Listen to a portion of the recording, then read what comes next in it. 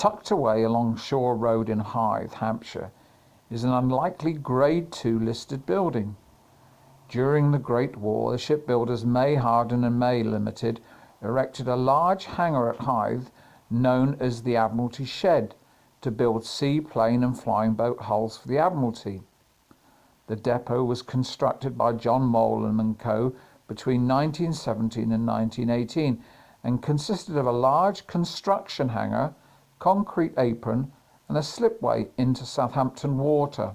Designed by Her Majesty's Office of Works under Sir Frank Baines, the early intact sawtooth profile north light roof is unique in the context of World War I flying boat factory hangars. The roof displays a stage in manufacturing workshops, solving the problem of spanning large surface areas without the need for intervening columns, and thereby freeing up a floor area necessary in the first place to work on the wingspan of aircraft.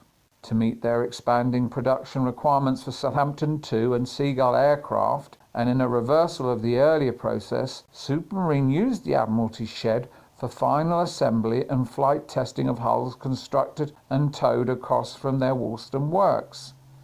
With the acquisition of Supermarine by Vickers in 1928, the sheds acquired their distinctive Vickers Supermarine Works name emblazoned across the roof. Although sometimes confused with the early seaplane hangars at Calshot, they were used primarily for the garaging of seaplanes, not production.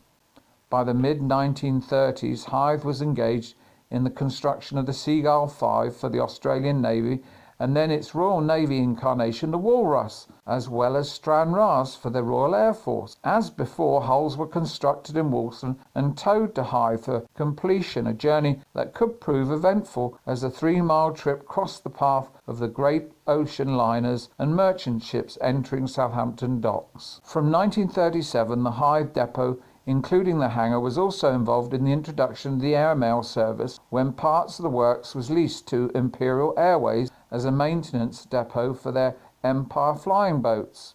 Passengers were usually taken by bus to Hythe to board the aircraft, having checked in and cleared customs and immigration at one of the Southampton dock terminals.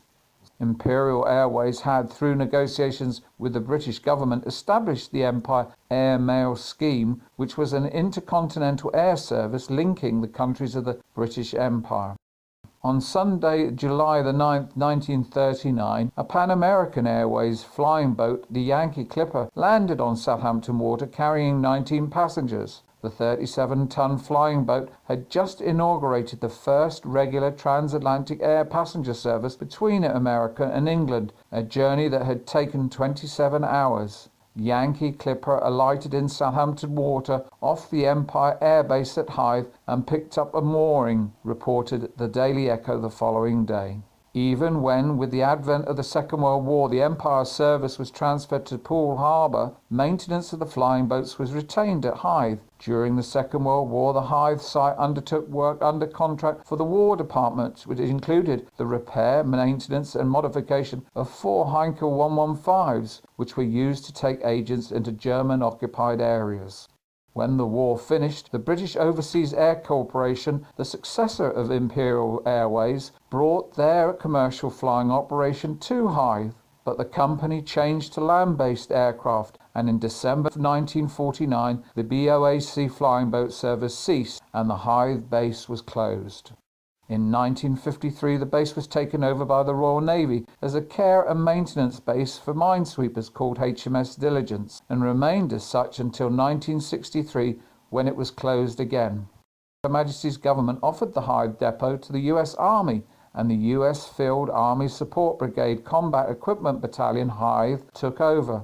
With their departure, the site became the Hythe Marine Park, home to a number of maritime and marine projects, including the development of the high-tech carbon fibre hulls of both Rita and T3 test boats for the 2017 America's Cup.